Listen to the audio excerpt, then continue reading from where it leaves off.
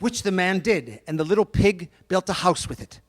Soon there came along a wolf and knocked at the door and said, little pig, let me in, let me in. To which the pig answered, not by the hair of my chinny chin chin. The wolf then answered, then I'll huff and I'll puff and I'll blow your house in. So he huffed and he puffed and he blew his house in and ate up the little pig. The second little pig met a man with a bundle of twigs and said, please, my man, give me those twigs to build a house. Which the man did, and the pig built his house. Then along came the wolf and said, little pig, let me in, let me in. Not by the hair of my chinny chin chin. Then I'll puff and I'll huff and I'll blow your house in. Kind of sounds like Brutus there, doesn't he? Sorry. So he huffed and he puffed and he puffed and he huffed. And at last he blew the house down and he ate up the little pig. The third little pig met a man with a load of bricks and said, please, man, give me those bricks to build a house with. So the man gave him the bricks, and he built his house with them.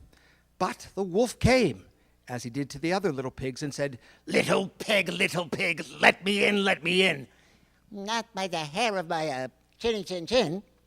Then I'll huff and I'll puff and I'll blow your house in. Well, he huffed and he puffed and he huffed and he puffed and he puffed and he huffed, but he could not get the house down. When he found that he could not, with all his huffing and puffing, blow the house down, he said, little pig, I know where there's a nice field of turnips. Where? Said the little pig. Oh, in Mr. Smith's garden. And if you will be ready tomorrow morning, I will call for you, and we will go together and get some for dinner. Very well, said the little pig. I will be ready. What time do you mean to go? Oh, it's 6 o'clock. Well, the little pig got up at 5 and got the turnips before the wolf came, who arrived at 6, and who said, little pig, are you ready? The little pig said, ready? I have been and come back again and got a nice potful for dinner. The wolf, as you can imagine, was very angry at this and declared he would eat up the little pig and that he would go down the chimney after him. Well, the little pig saw what he was about, and when he did, he put more water in the pot of turnips and added more wood to the fire. And just as the wolf was coming down, the little pig took off the cover, and in fell the wolf. So the little pig slammed the cover on the pot, boiled the wolf up with the turnips, ate him for supper, and lived happily ever afterwards. And so it is. I said, would you read The Three Little Pigs? He said, sure. Great job. Great job. Thank you so much. That was fun. I did think the wolf sounded a little like Jimmy Durante, though. I'll huff and I'll puff. Thank you so much. That was great. That was great. For those of us who are new to Unity, you may keep hearing the word metaphysics a lot. We consider ourselves to be New Thought Metaphysical Spiritual Center, Unity Spiritual Philosophy. We aren't a religion, and we're not a denomination of Christianity. We are a philosophy/educational system that teaches that there's a power within us we call God, the universe, creative, infinite spirit, whatever word works for you.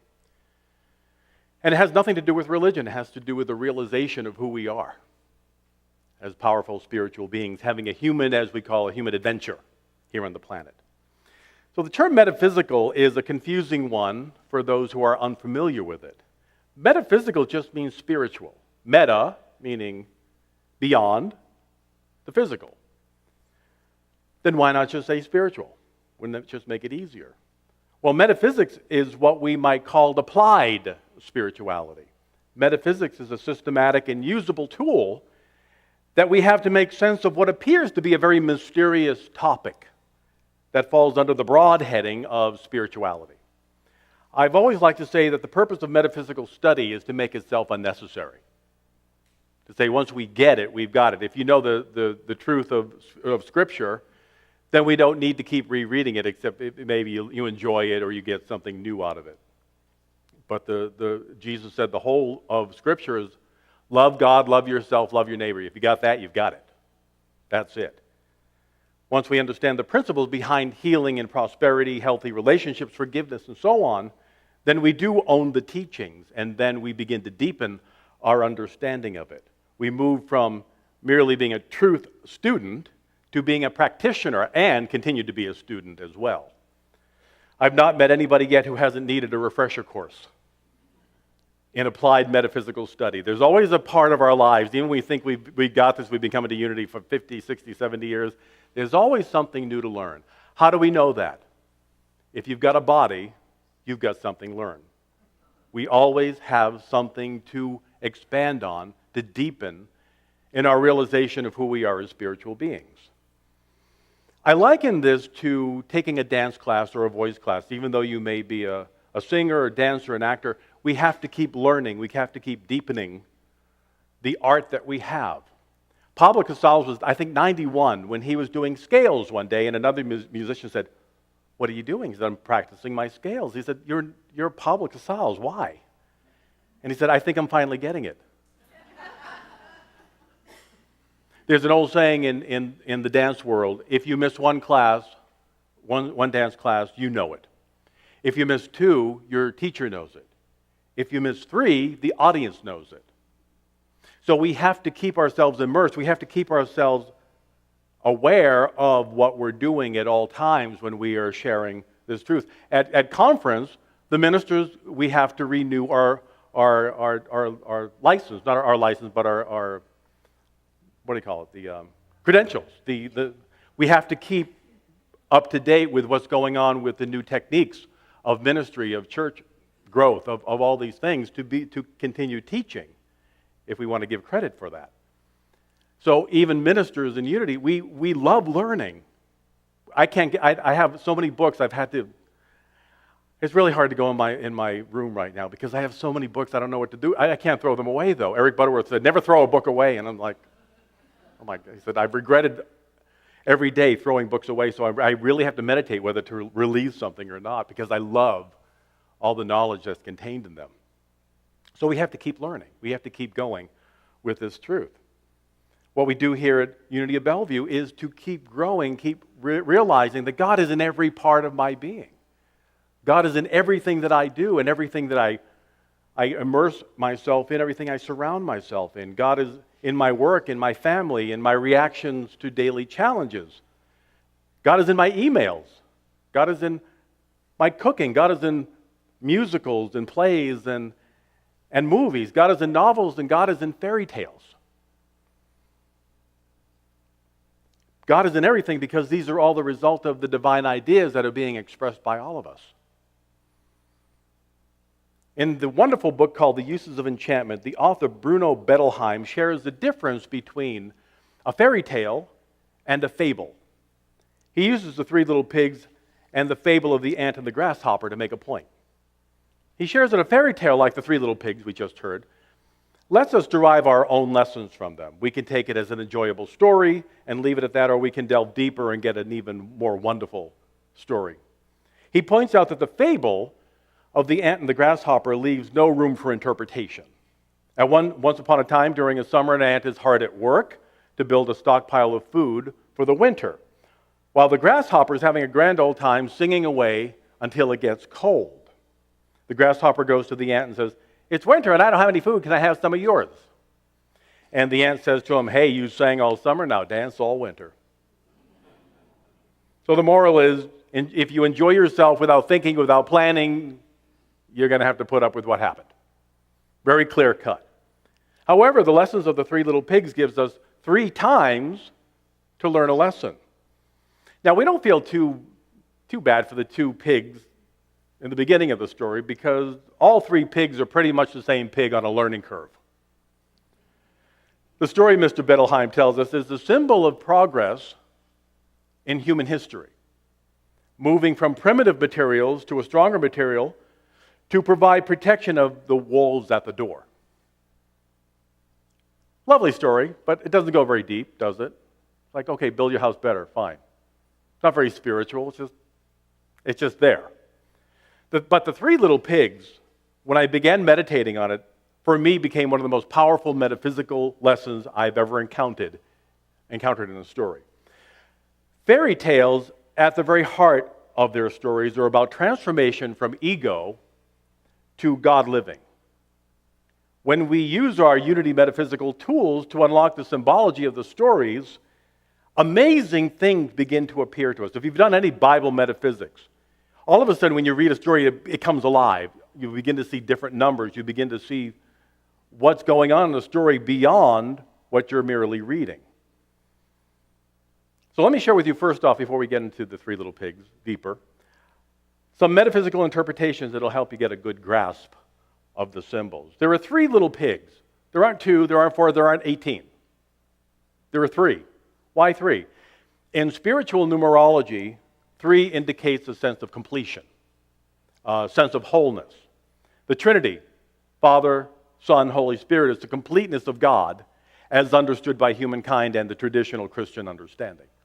The metaphysical Trinity of how God works could be stated divine mind, God, divine idea moving from God mind through our mind and hearts, into divine expression as health, as wholeness, as abundance, as healthy relationships, and so on. In Unity metaphysics, we say that God is the divine mind of the universe that gives us these divine ideas to help us bring blessings into our lives. And through prayer, through meditation, through affirmation, through the positive and joyful and creative words, and living our lives joyfully and gratefully, we then let these wonderful ideas receive from God expressed in our daily lives, in our bodies, in our minds, and in everything that is surrounding us. This makes sense to you? Yes? Okay. The Trinity of the 3 little pigs is revealed through the choice of material that they used to build their house. Now, in Unity Bible metaphysics, house means consciousness. It means our awareness of who we are as spiritual beings. In Mark 3:25, Jesus taught that a house divided against itself will not be able to stand. What he meant was that if you have a thought that is contrary to your feeling, or what you've been speaking about all day, or what you act on, your life is not going to appear or work the way we want it to. Remember, our consciousness is made up of thought, feeling, word, and action. These are how we create the life that we live. So we hold a divine thought that God is my source, I'm a rich and loving offspring, and I dare to prosper now. Wonderful standard Unity affirmation.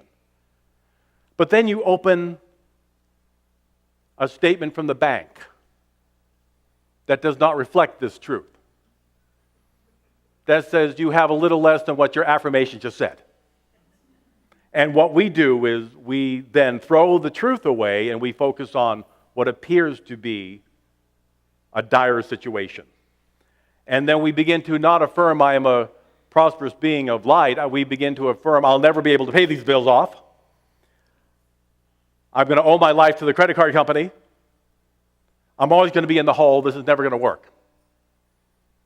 If I affirm I am prosperous, then I immediately follow that up with I am tired of being broke and it's never going to change.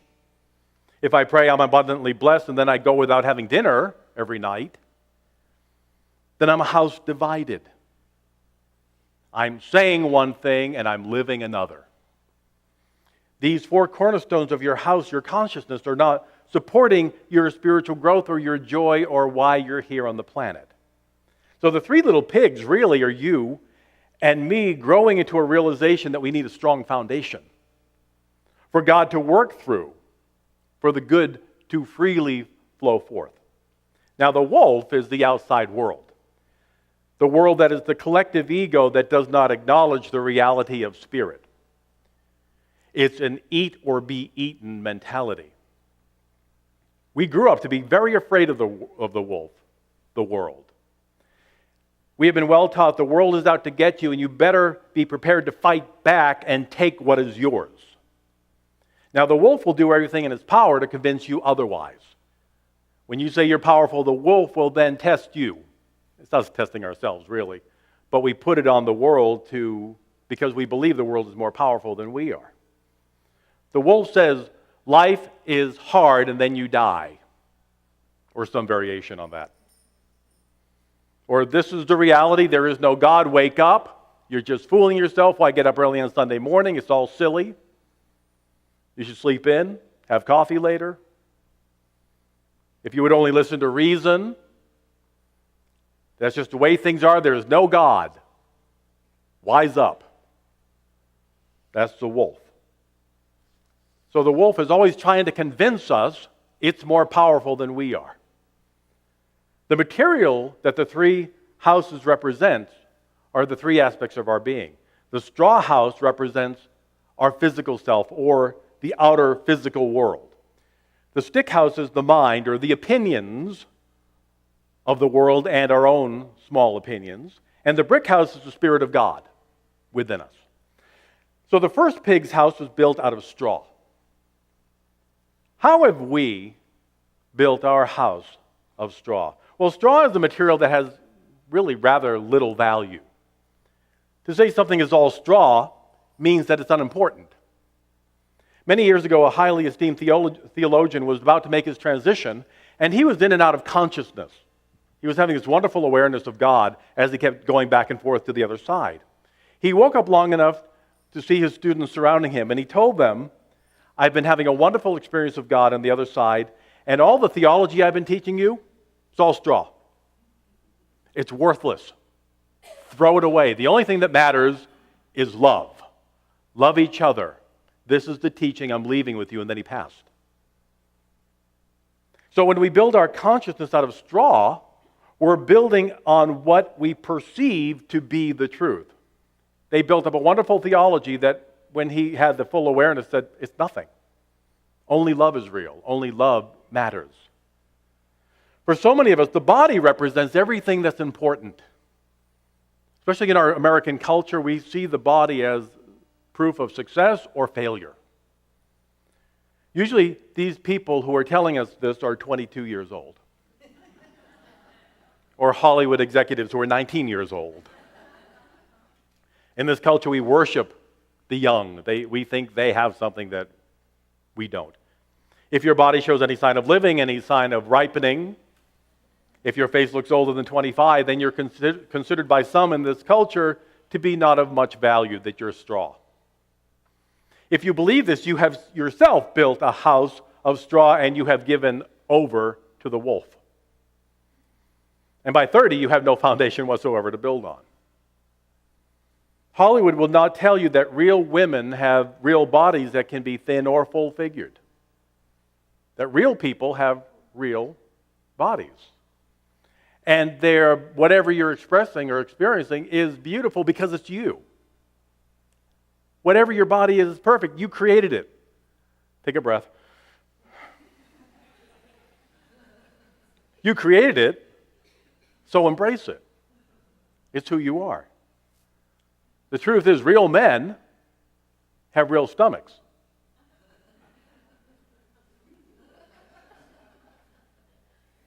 And just because you may not look like Hugh Jackman and Wolverine doesn't mean you're not perfect and that your body's not perfect. Hugh Jackman doesn't look like that. He had to do that. He had to suffer to make his body look that way. And he said, believe me, once I'm done with it, I look like everybody else. Real people have laugh lines. Real people have wrinkles. Real people have blemishes. Please don't build your consciousness anymore on the illusion of how you look as being anything but holy, wonderful, and perfect. Because you're perfect, complete, whole, nothing missing from you. Embrace who you are. Now, if you desire to change anything to make you feel better or you like a different look, then it's up to you. You can create that. You can change that. To create your life the way that you would like it to look, not the way Vogue says you should look or GQ says you should follow the standard. Jesus didn't say you'll be the light of the world when you weigh less. I don't find that anywhere in Scripture. Jesus said you are a child of God and you're loved just as you are. Be perfect as your Father in heaven is perfect. That means just accept that you are perfect now and be done with it. That who you are is perfect and you don't have to change a darn thing if you don't want to. Affirm with me, I am perfect just as I am. And now let's everybody do it. You're sitting there going, I'll get back to you on that. I am perfect just as I am. I am perfect just as I am. My weight is perfect. My physical being is perfect. I love myself just as I am. I love myself just as I am. Breathe in. I bet you never said that before. Maybe half of the people here never said, I love myself just as I am. I invite you to do that every day. When you get up, when you go to bed, when you think about it, I am perfect just as I am. I love myself just as I am because you are perfect. Now, the next house was built with sticks or twigs. Building a house with sticks is a little more sturdy than straw, but not very much. Sticks represent the human mind, the intellectual process of human thought, i.e., opinion. If we build our consciousness on the intellect alone, without going within, without going to the heart, we aren't doing a whole lot better than before judging on physical appearance. Because what we're doing now is we're judging the world on mental reasoning, but without the complete information. We're judging, as Jesus said, unrighteously because we're judging by appearances, by perception, and not by what the heart is telling us. In one poll recently, 89% of people that they polled said they were going to heaven. Only 56% of those people thought their friends were going too.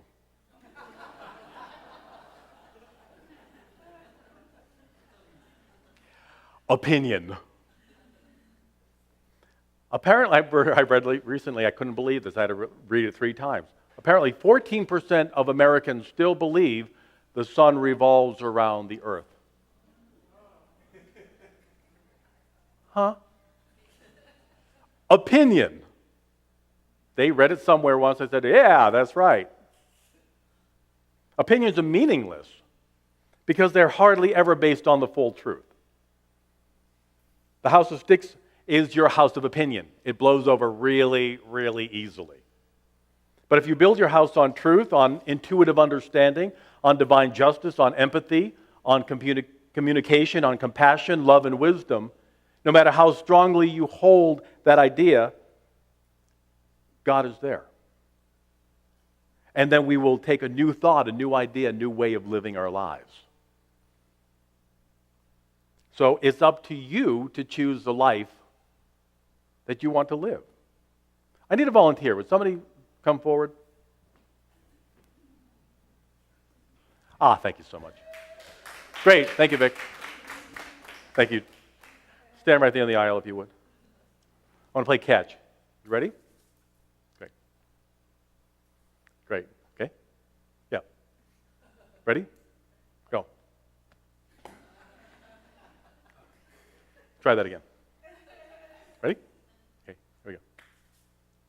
All right, here we go. Ready? Ready? Maybe it's the size. I'll try a bigger one here. Okay. Wendy's very upset that I took her balls this morning. She's like, all right, here we go. Ready? There we go. Well done. Okay, ready? Go. Ready? Okay. Ow. Okay. Thank you so much. You have a seat.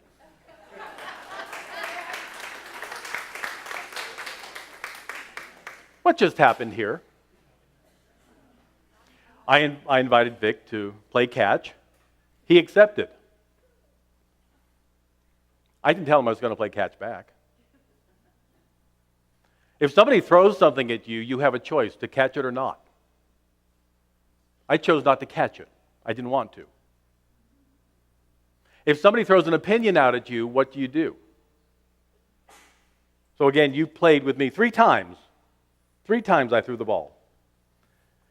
I didn't catch it, so the game was over. It was finished. We had to do 3 games because I refused to continue. Opinions are like a game of catch. If you catch the ball they throw you, you're playing their game. If you accept the role they assign you, they won.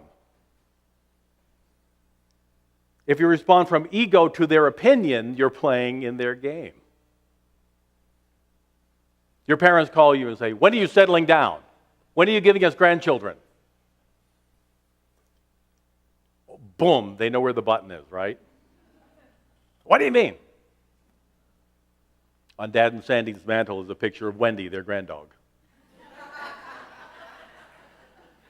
They have other grandchildren, of course, but this is the furriest one so far. When are you going to wake up and see sense? When are you going to do what I tell you to do? What do? We catch the ball, and the weekly argument has begun. When we are playing their game, we lose. If you don't catch the ball, there is no game. We don't match ego for ego, and then there's no drama. The question, when are you giving me grandchildren? The answer is, did you know there's a Seahawks game today? Who do you think is going to win? That might be another argument altogether. Why don't you do what I tell you to do? Why are you doing that career? And your answer is, did you know there's a new Denny's in Issaquah? We should go sometime. There is no game. It's dying. You're not playing with them. If they have nothing to play with, end of argument, end of opinion. Eleanor Roosevelt said, no one can make you feel inferior without your permission.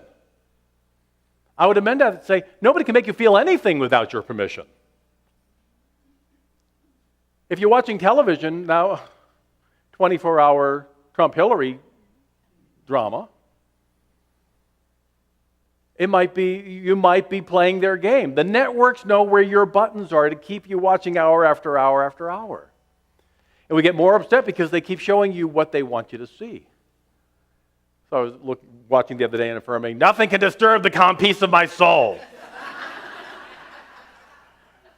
And then I put on the Food Network.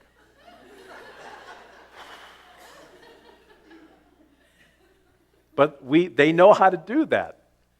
They're experts in playing the game. I had a friend years ago who kept making the affirmation, I just want a husband, I just want a husband. Well, she got a husband. She got a few of them. They weren't hers.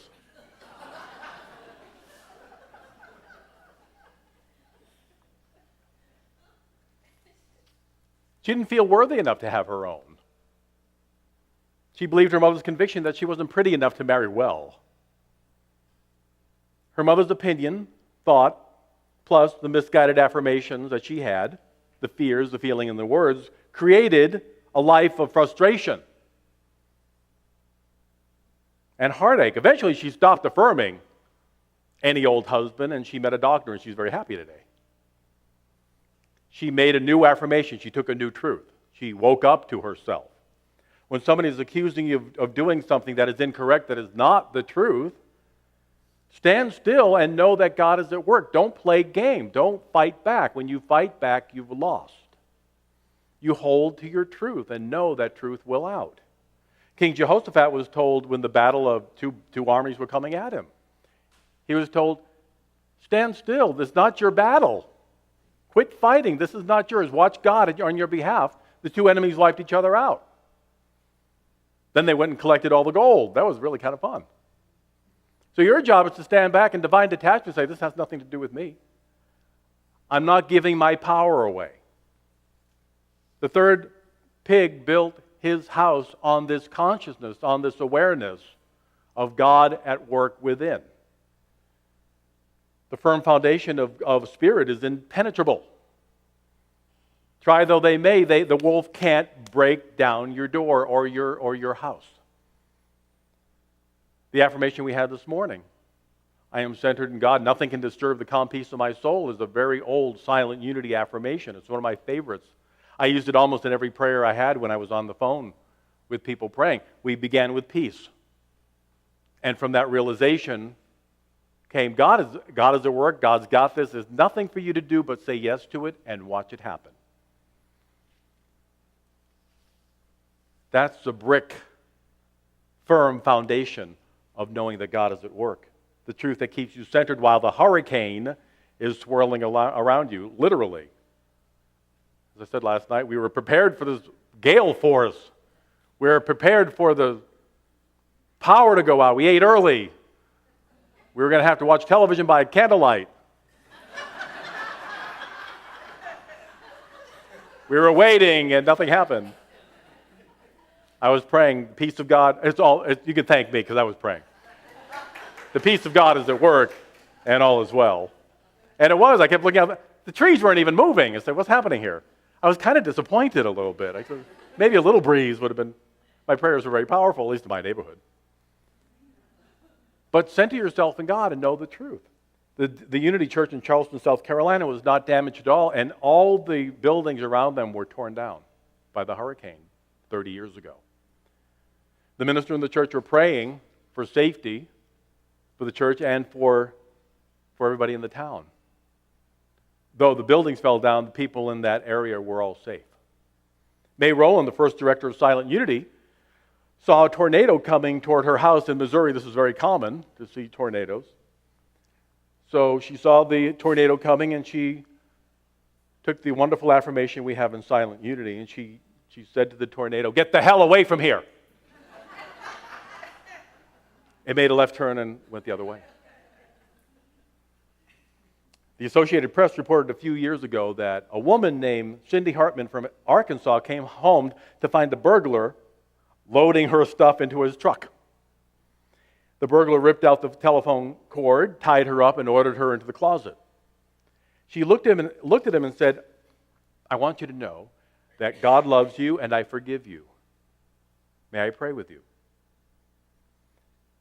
The burglar looked in her eyes, and his face changed. Right then, he went to the door, yelled to the woman in the truck, "We got to unload all this. We can't do this to her."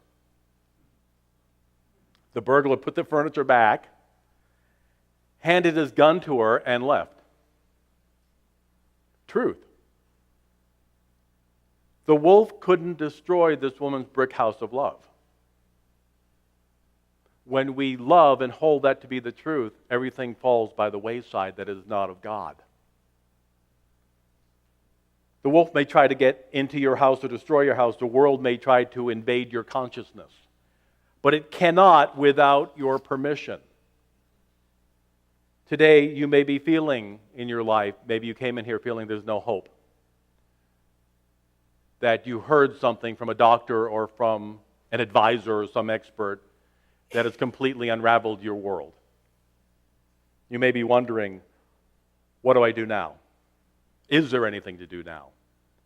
Or why hasn't God heard my prayer or answered my prayer for healing or for paying out the debts or finding your husband? If you continue to build your consciousness out of the power of God, the bricks that cannot be taken down, the love, the wisdom, the joy, the peace that is beyond understanding, as Scripture says, then nothing will keep our dreams and our desires and our wonderful life from happening. Take a breath. Let go. Take another breath. Feel the peace of God fill you up. Let go. As always, we sing our way into meditation. We have a new meditation song by Becca Palm that's absolutely beautiful. It's in your bulletin or it's on the wall, or you may know it by now. If you do, close your eyes and breathe in and sing it. If not, it's up here.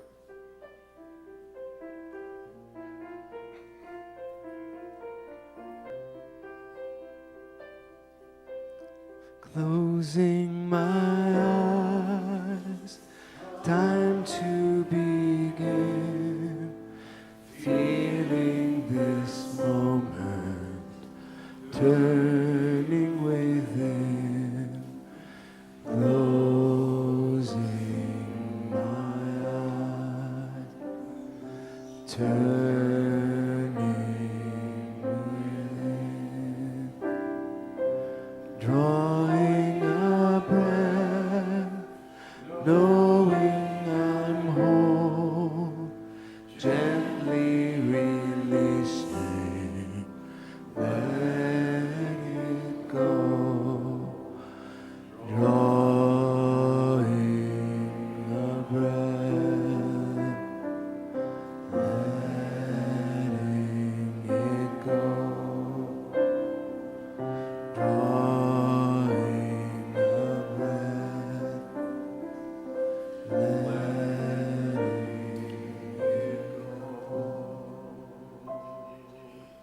breathe in. Draw that breath in again. Let the chair you're in support your weight.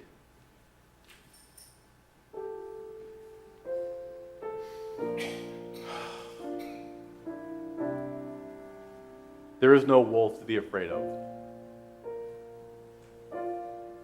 It pretends to be bigger than it is, more powerful than it is. It's nothing. The size comes from the shadow it casts, but it has nothing to do with you.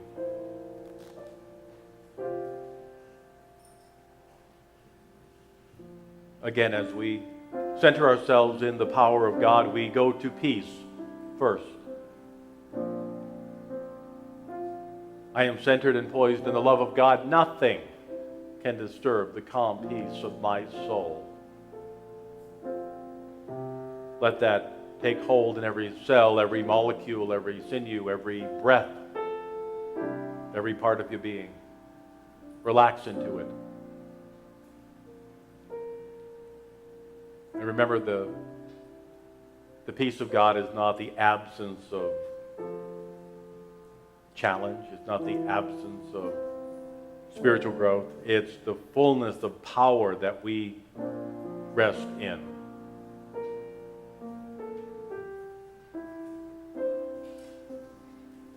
Feel the power in and through your mind, your body, your heart, your thoughts.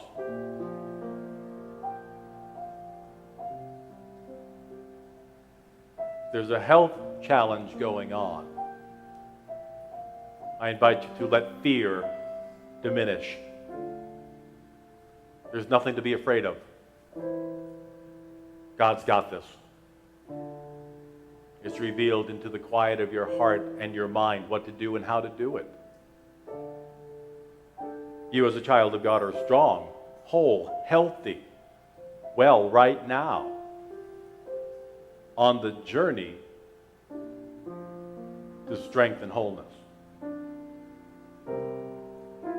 Silently affirm this truth. The peace of God heals me now. Breathe in that power. The peace of God heals me now.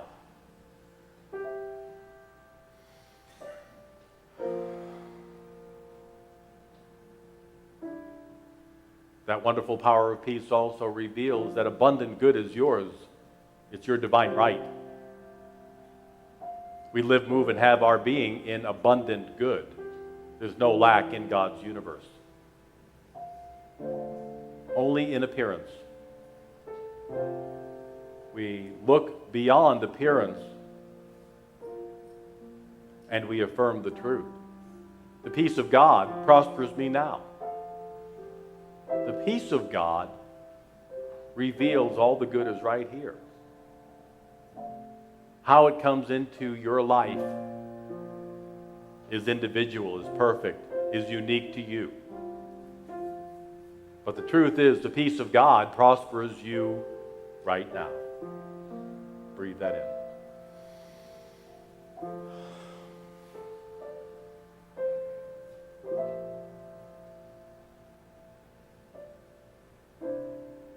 As we prepare to enter into silence, know that peace includes love, light, life, joy, all the good of God that we feel, and all the good of God that we haven't experienced yet is right here, right now, a part of who we are. And we get to call it forth. We have that power to say, yes, my life is at peace. My world is at peace. I am at peace concerning my world. In the silence right now, let go and let peace take hold.